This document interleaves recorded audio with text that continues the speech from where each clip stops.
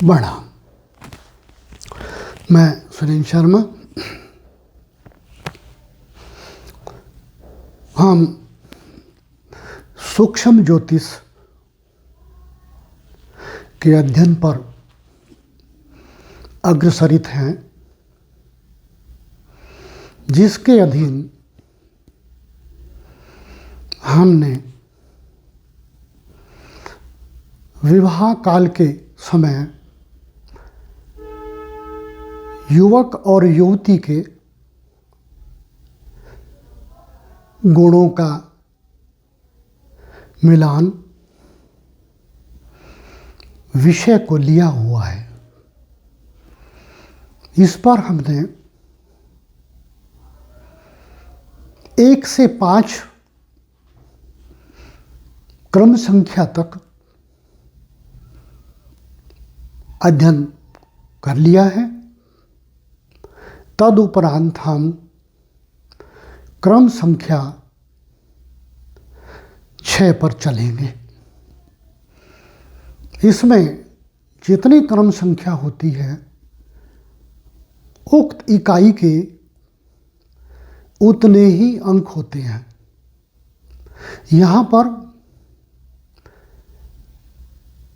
6th place पर जो इकाई आती है, उसके विषय में आगे बढ़ते हैं। 6th प्लेस पर गण इकाई आती है और गण मिलान के दौरान यदि उत्तम गण मिलान हो जाता है तो पूर्णतः 6 अंक प्राप्त हो जाते हैं।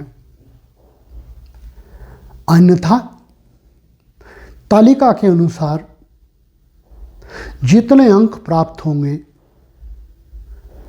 उन पर हम आगे चलते हैं। इस विषय की जानकारी के लिए हमें सर्वप्रथम नक्षत्रों की जानकारी करनी होती है। नक्षत्रों के विषय में हम पिछले पाठों में अध्ययन कर चुके हैं कि नक्षत्रों की संख्या 27 होती है और किस राशि के अधीन कौन कौन नक्षत्र आते हैं और किस व्यक्ति का कौन सा नक्षत्र होता है। यह व्यक्ति के प्रथम नामाक्षर द्वारा निर्धारण होता है कि उक्त युवक अथवा युवती का कौन नक्षत्र है। जब हमें दोनों के नक्षत्रों की जानकारी हो जाती है, तब हम उनके मिलान द्वारा गण इकाई के अंकों का आकलन करते हैं। यहाँ पर नक्षत्रों के 3 समूह बनाए जाते हैं, जिसमें प्रत्येक में 9 नक्षत्र रखे जाते हैं और प्रथम नामाक्षर देख करके नक्षत्र जानते हैं। उदाहरण के तौर पर मेरा नाम स से प्रारंभ होता है। इस विषय में हम पहले जान चुके हैं कि स अक्षर किस नक्षत्र के अधीन आता है। उदाहरणतः स अक्षर पूर्वा फागुनी नक्षत्र के अधीन आता है। तो मेरा नक्षत्र पूर्वा फाल्गुनी हो जाता है। इसी प्रकार अन्य युवकों का नक्षत्र भी जान लेते हैं। तदुपरांत युवती का नक्षत्र जान लेते हैं और फिर आगे बढ़ते हैं।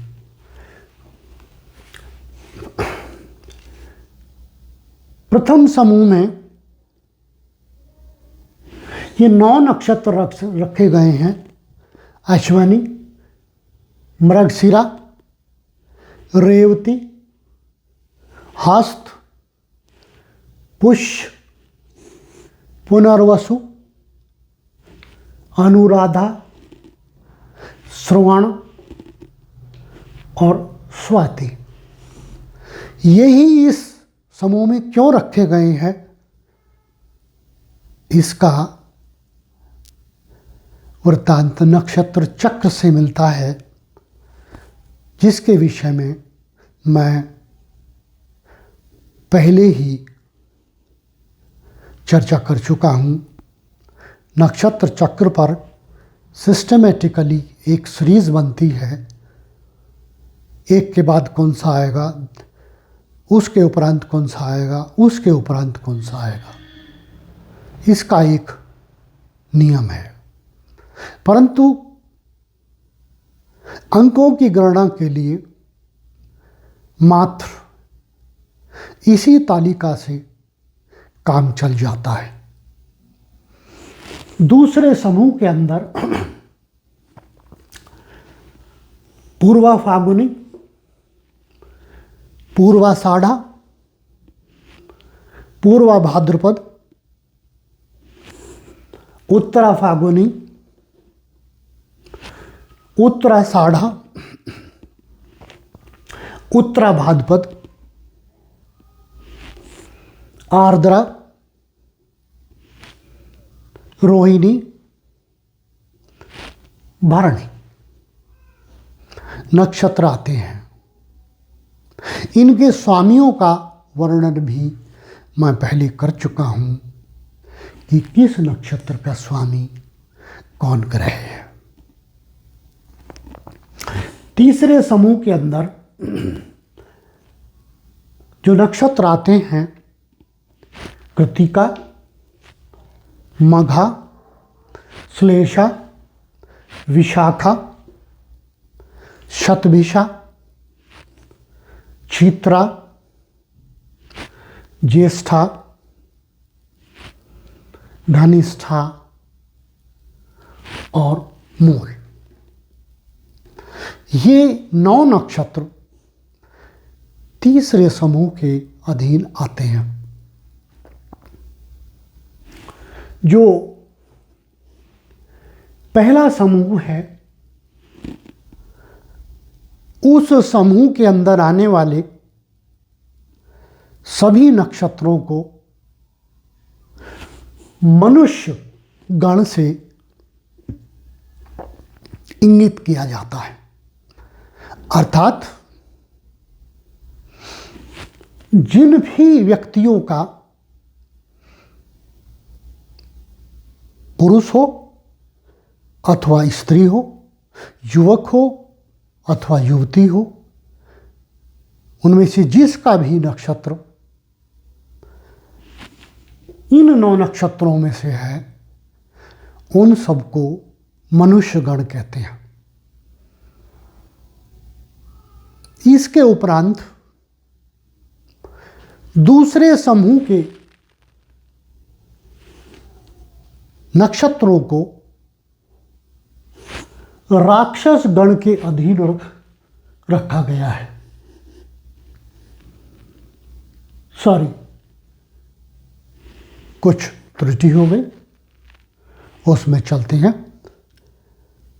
ये दूसरे समूह का वर्णन हमने कर लिया है। तीसरे समूह पर हम जारी हो गए, तदुपरांत पर पहले पर आ जाएंगे। त्रुटिवश ऐसा हुआ। तीसरे समूह के अधीन जो नक्षत्र आते हैं, उन्हें राक्षस गण की श्रेणी में रखा गया है। अर्थात जिन भी युवक अथवा युवतियों का नक्षत्र इन 9 नक्षत्रों में से होता है, उन सबको राक्षस गण प्राप्त होता है।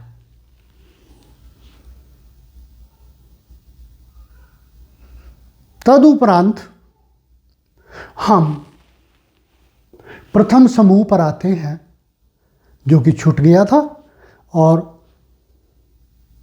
त्रुटिवश दूसरे समूह पर हम प्रारंभ हो गए। प्रथम समूह के नक्षत्रों को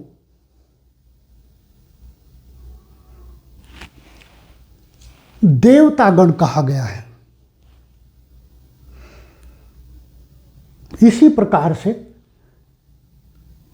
द्वितीय समूह के गण को मनुष्य गण कहा गया है। तृतीय समूह के गण को राक्षस गण कहा गया है। यदि पीछे कहीं त्रुटि हो तो मैं क्षमा चाहूंगा, ऐसा हुआ है क्योंकि सीरीज या सीरियल आगे पीछे हो गया है। तो इनको देवतागण में माना गया और इन नक्षत्रों को मनुष्यगण में माना गया। इसी प्रकार तीसरे को राक्षसगण में माना गया। जब युवक तथा युवतियों के नक्षत्र जानकारी में आ जाएं, तदुपरांत हम इस टेबल पर आते हैं और देखते हैं दोनों के मिलान में दोनों को वस्तुतः कितने अंक प्राप्त होते हैं। यदि लड़के का नक्षत्र इनमें से हो, कल्पना करो देवतागण में से हो, अर्थात लड़के का नक्षत्र मृगशिरा हो और लड़की का नक्षत्र भी इसी समूह में से हो, अर्थात पुष्य हो, तो दोनों का देवतागण हो गया। देखिए, लड़के का भी देवतागण और लड़की का भी देवतागण, तो दोनों को 6 अंक प्राप्त होंगे।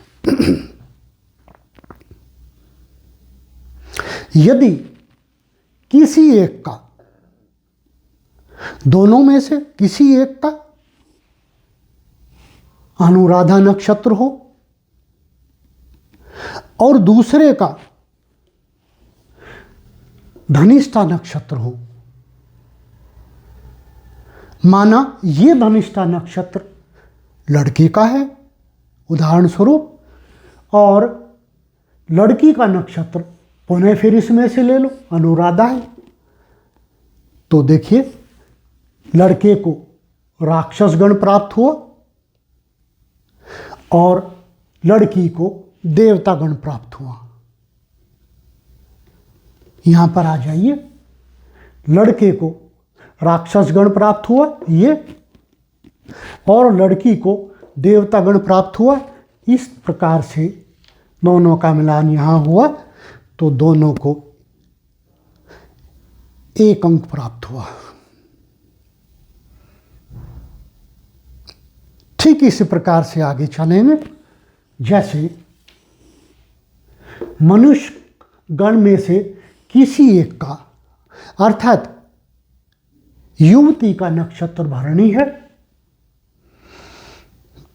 और युवक का नक्षत्र मूल है, तो आ जाइए, युवक का नक्षत्र मूल है तो किसके अधीन आया? राक्षस गण के अधीन आया।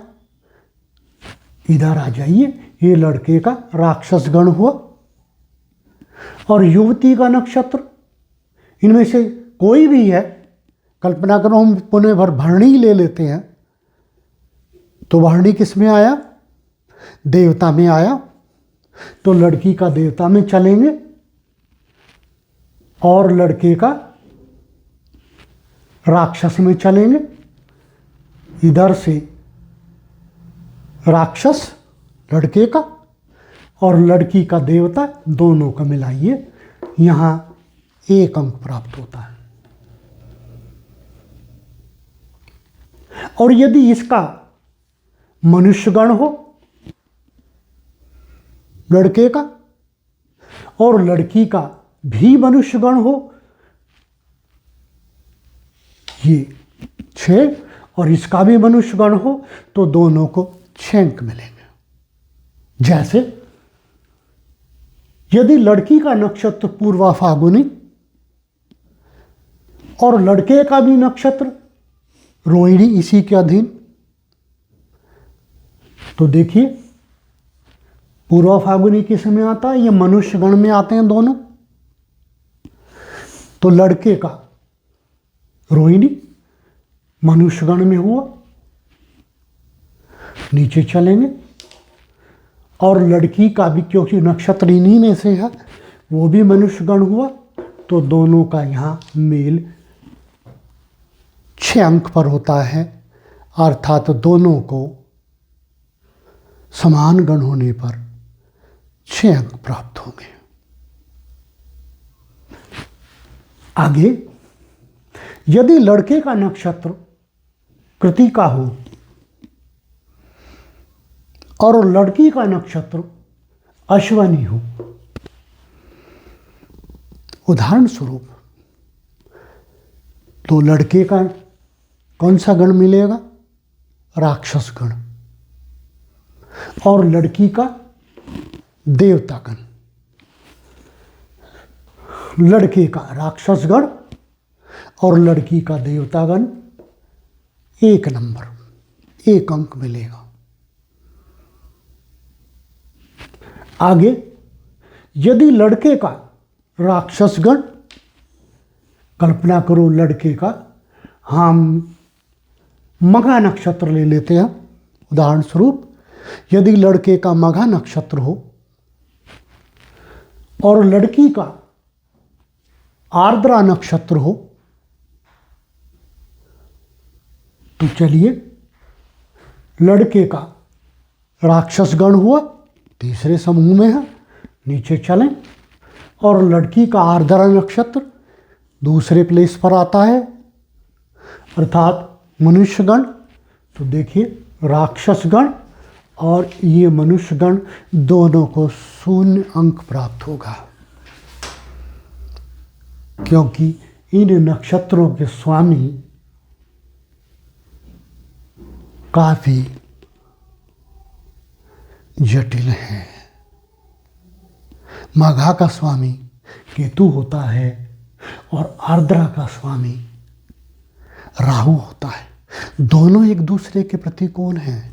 इनके स्वामियों के विषय में मैं बार बार कहता हूँ कि हमने पहले अध्ययन कर लिया है। यहाँ पर बताना इनके स्वामियों का नाम उचित नहीं है। इसी प्रकार से हम सभी के नामाक्षरों से उनके नक्षत्रों की जानकारी करके और उनके गणों के अंक प्राप्त कर लेते हैं। तदुपरांत उन्हें सिस्टेमेटिकली एक तरफ एक पेज पर पूर्व की भांति लिखते जाते हैं, और जब संपूर्ण इकाइयों का मिलान हो जाता है तो योग कर लेते हैं और अंकों का पता लग जाता है कितने गुणों का मिलान हुआ। आज तक का अध्ययन पूर्ण हुआ।